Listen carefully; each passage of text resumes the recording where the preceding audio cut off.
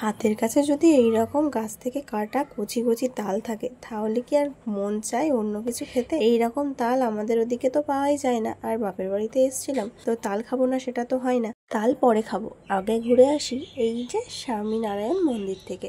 এটা রাম মন্দির বলেও অনেকে জানে, তো আমি তো আগে জানতাম না এটা স্বামীনারায়ণ মন্দির বলে, কিন্তু এখন জানতে পারলাম। তো এটা কার কার সাথে হয়েছে বলো তো? ফটো তুলতে গিয়ে দেখছি ভিডিও হয়ে গেছে, তারপরে আবারও ফটো তুলে নিলাম।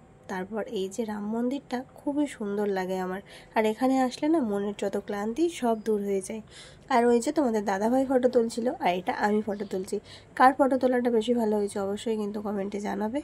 আর আমার গলার আওয়াজ শুনে তো বুঝতেই পারছো যে আমার গলায় কেউ পা তুলে দিয়েছে। তো না না, সেরকম কোনো ব্যাপার না, আমার ঠান্ডা লেগে গেছে তাই জন্যই আমার গলার আওয়াজটা এরকম। তো এসছিলাম ছেলেদেরকে বাবার কাছে রেখে দিয়ে আর দুজনে মিলে রাম মন্দির ঘুরতে। বড় ছেলেকে বললাম যাওয়ার কথা, তো বললো না যাব না। আর ছোটোটা ওর দাদুকে পেয়েছে অনেক দিন পরে, ওই জন্যই ও আসতে চায়নি, ওই জন্য ওরা বাবার কাছে আছে আর আমরা দুজন চলে এসেছি। তো রাম মন্দিরে এসে ঘুরতে ঘুরতে এই যে হঠাৎ করেই বোনেদের সাথে দেখা হয়ে গেল। বোন বলতে আমার একটা জ্যাঠার মেয়ে, আর ওই যে পিছনে দুটো দাদা আছে, তো ওই দাদা বোনদের সাথে দেখা হয়ে যেতে ছবি তুলবে বলে আর ভিডিও করছে। তাহলে বলো কেমন রাগটা ধরে। তো এখানে অনেকগুলো ছবিও তুলেছি। আর আমরা এসছিলাম না জামাই ষষ্ঠীর সময়, আর এটা জামাই ষষ্ঠীর দিনই ছিল, তাই জন্য রাম মন্দিরে এত ভিড়। তো আমরা পরের দিন চলে এসেছি ওই জেঠুদের বাড়িতে। রাম মন্দির থেকে সোজা চলে গেছিলাম বাড়িতে, আর বাড়িতে যেতে যেতে রাত 8:30 মতো বেজে গেছিলো, কারণ আমতলার দিকটা ভীষণ ভিড় ছিল ওই জন্য। তো জেঠুদের বাড়িতে এসছি, এসে খাওয়া দাওয়া করেছি, করে বিকালে যখন বাড়ি যাব তখন আরও একটা জেঠুদের বাড়িতে এসছি, মানে ওই জেঠুরা 4 ভাই ছিল। তো বড় জেঠুদের বাড়ি গিয়েছিলাম, ওখান থেকে আবার মেজো জেঠুদের বাড়ি এসছি। তো মেজো জেঠুদের বাড়িতে ছিল তালের গাছ, তো তাল গাছ দেখে খেতে ইচ্ছা করলো। অনেক দিন, মানে বিয়ের পরে একবার খেয়েছিলাম, তারপরের থেকে আর তাল খাওয়া হয়নি এরকম ছোট ছোট তাল। তো ওই জন্যই জেঠুকে বললাম জেঠু একটু তাল পেড়ে দিতে, তো ছোটদা এসে তালটা পেড়ে দিয়ে ছোটদা চলে গেছে।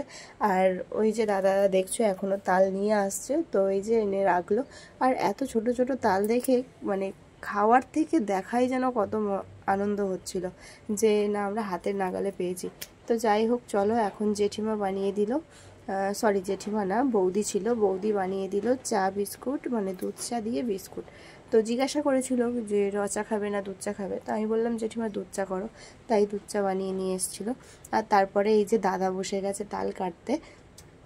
আর দাদার মতো এত সুন্দর করে তাল কেউ বের করতে পারছিল না। বাবাও তাল কাটতে বসেছিল কিন্তু বাবা পারছিল না, তাই দাদা বলল আমাকে দাও আমি কেটে দিচ্ছি।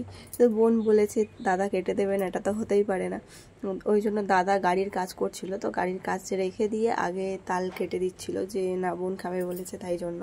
আর এই দেখো এদিকে তোমাদের দাদা ভাইও লেগে গেছে তাল কাটতে, ও দা দিয়ে কাটছিল, দা বটি কাঁচি যে যা পেয়েছে সব দিয়ে তাল কাটাকাটি চলছে।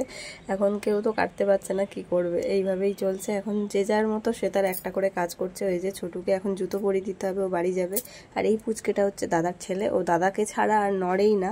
আর আমাদের অয়ন ওই যে অটোর উপর বসে আছে, তোমাদের দাদা ভাই তাল কাটছে আর আমি ভিডিও করছি।